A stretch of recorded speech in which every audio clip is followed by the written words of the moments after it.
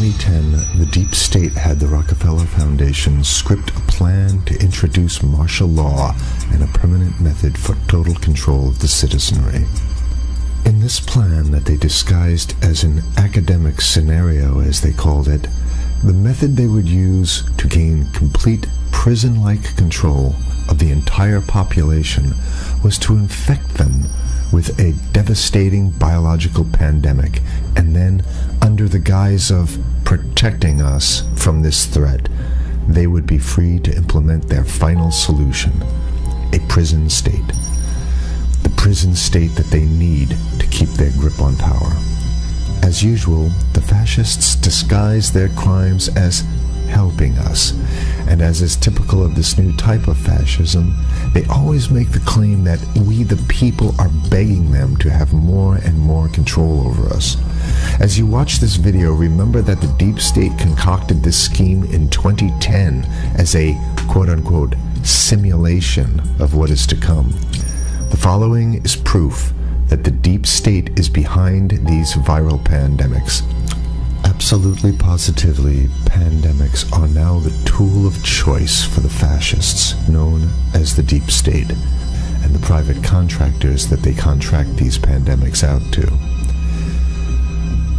For the deep state, to make an international pandemic isn't even a high-tech operation, it's a no-tech operation. It's easy.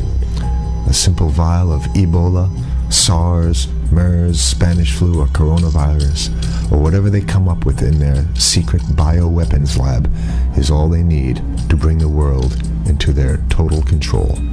The only thing you have to remember is if they can do it, they will do it, which means they already have done it. The ruling establishment has a lot of, they will stop at nothing to complete their toolkit of control, right? So one of the things that has been missing from the toolkit of total control has been quarantines and curfews, right? Mm-hmm. So now, welcome to the new world in America, where to get on a bus, to go through a subway station, if you think that the procedures at the TSA are onerous, right?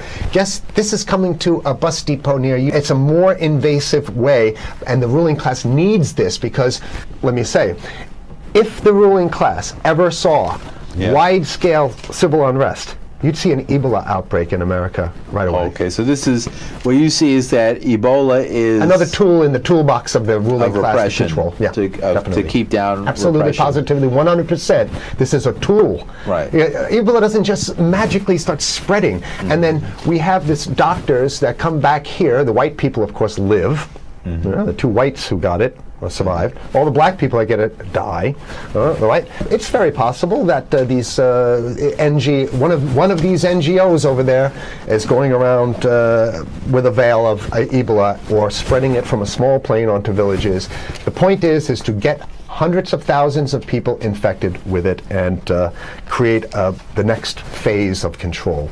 Now, one of the things I'd like to show to back up my my claims here. Here's a document from the Rockefeller Foundation. Rockefeller Foundation, right there. You can zoom in on that, where my finger is. It's called Scenarios for the Future International Development, the Rockefeller Foundation. All right. Okay. Let's take a look at what they're saying here. This is something like a 50, 60-page document. I'd like you to go to page 18, if you can look at this up on the internet, but I'll read it off to you. It's called lockstep, lockstep. And this is a phrase that I used right after 2001 when I saw the entire system of the United States, including the population, were in lockstep. So the Congress went along, and yes, it was Osama bin Laden, and the people waved their flag and said, I hate, hate, hate, hate, and everything was in lockstep. Well, in 2010, they published this, Rockefeller Foundation, and here's what they're saying.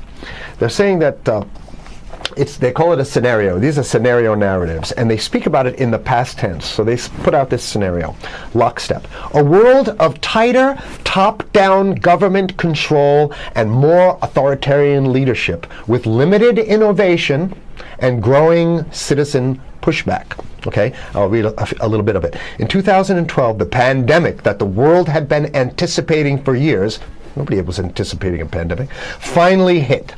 Unlike 2009's H1N1, this new influenza strain originating from wild geese, they use some scenario, but this is Ebola they're talking about. Ahead. Even the most pandemic-prepared nations were quickly overwhelmed when the virus streaked around the world, infecting nearly 20% of the global population and killing 8 million in just 7 months, the majority of them healthy young adults. The pandemic also had a deadly effect on economies. You can see the agenda.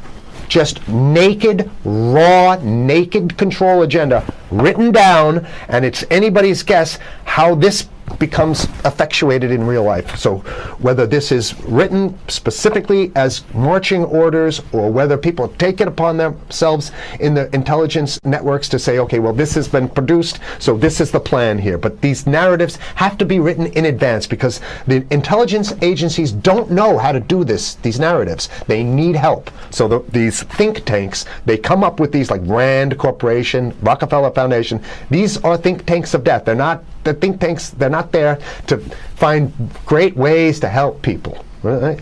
Okay, the pandemic also had a deadly effect on economics. International mobility of both people and goods screeched to a halt. Which is what they want. They want a completely isolated world, right? Debilitating industries like tourism and breaking global supply chains. Well, of course they want tourism stopped because they're not in the tourism business, and they want you at home in your house in front of the TV. Then they got you because once you watch the TV, they own your soul.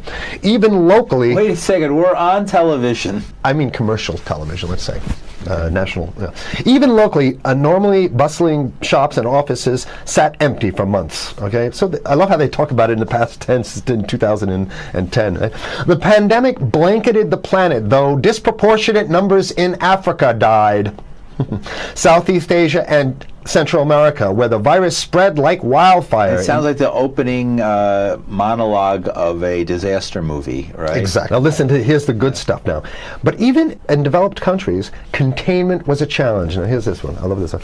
The United States' initial policy of strongly discouraging, in quotation marks, strongly discouraging citizens from flying proved deadly in its leniency. So they're saying, that... No, keep going. Okay, read it. Proved deadly in its leniency. So they should have been tougher, right? Accelerating the spread of the virus, not just within the United States, but across borders. However, a few countries did fare better. China in particular. The Chinese government's quick imposition and enforcement of mandatory quarantine for all citizens, as well as its instant and near hermetic sealing off of all borders, saved millions of lives, stopping the spread of virus far earlier than in other countries. So the message here is we have to look towards the Chinese, the oppressive totalitarian Chinese regime as an example of what we need to be doing here. And of course, the ruling class here loves the Chinese regime because they have demonstrated to the ruling class the most efficient form of capitalism, which is authoritarian capitalism. So we have capitalism, but unfortunately we have this veil. I get it. We have this veil of democracy. This is very interesting. This is continue on. Okay. China's government was not the only one that took extreme measures to protect its citizens from risk and exposure. During the pandemic, national leaders around the world flexed their muscles, flexed their authority, and imposed airtight rules and restrictions. You can see the agenda. Go. Okay. From the mandatory wearing of face masks to body temperature checks at the entries to communal spaces like that's what's happening right now. Yeah, but soon it's going to be like body. It'll be at the subway. Yeah, is that what you're saying? We'll be going through this in the subway to get on buses and the subway, absolutely, things positively. like that. And what this means though is don't think about having a cigarette, a joint on you, or basically you can't. This is a dragnet for everything. So if in order for you in other words, just like with stop and frisk, this is ultimate stop and frisk. This is the ultimate cavity stop and frisk, cavity search kind of thing. All right, so during the pandemic, national leaders around there flex their authority. Now there's some good stuff. Listen to this.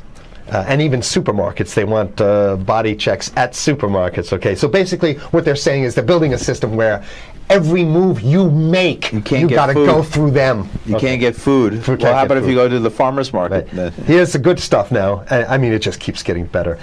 Even after the pandemic faded, this more authoritarian control and oversight of citizens and their activities stuck and even intensified. That's the whole point. So they're going to get rid of... Did that happen already with 9/11? Of course. 9/11 was how many, 14 years ago, and we still have all these draconian rules. So they're going to put the body cavity USA, searches Patriot, and all that. That's right. So in order to get to a supermarket, you got to have a body cavity search, and then when there's no more Ebola, well, you know what? We kind of like this way because we have an complete infrastructure of a control grid.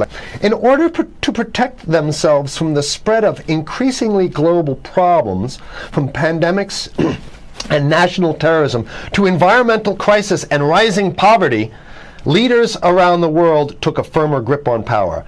Well, what the hell would rising poverty have anything to do with imposing strict citizen controls with face masks? So they're very sloppy stuff here.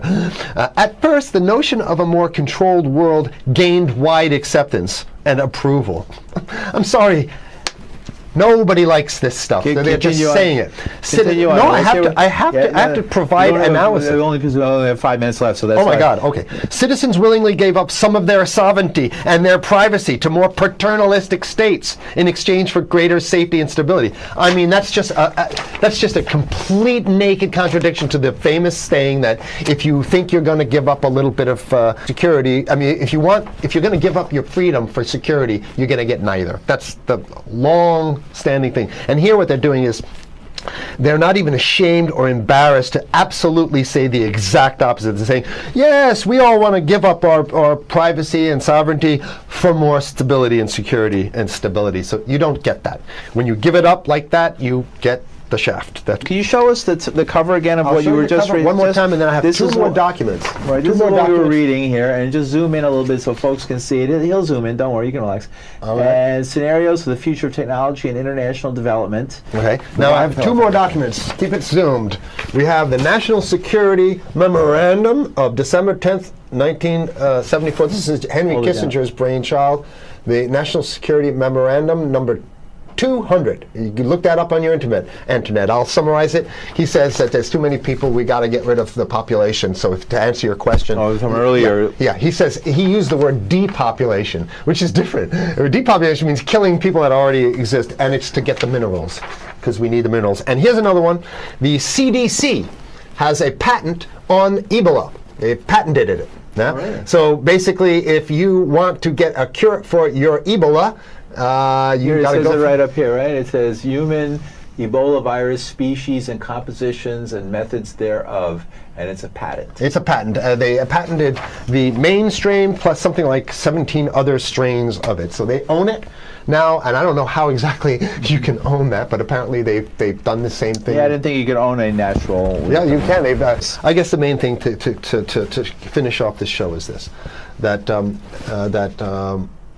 they want to get more control, more and it's going to be curfews and quarantines. So what I'm saying is that unless the American people start to get some new way to revolt, a new way to organize, new way to protest, unless we can break through the apathy, because that's what we have here, then it's going to be a slave state here. The ruling class doesn't seem to have too much resistance. They're getting everything on their Christmas shopping list, and they've been wanting quarantines and curfews for a long time. Now they got it.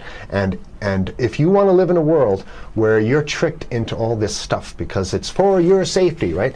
And if you want to have a probe and make sure you got to check your pockets, make sure you don't have anything incriminating on you before you go out, and when you step out of your house, you want some police there to monitor and see what you're doing. If that's the world you want to live in, be apathetic, don't do anything. You're going to get that world very soon. It's coming your way, definitely. Mm-hmm. Yeah. So what should people do? What's the hope? You have 30 seconds. To wake up, learn about it, and go fight these bastards in Washington. They're easy to beat. If we can just organize, we can beat them. It's simple. They're weak, and there's so few of them.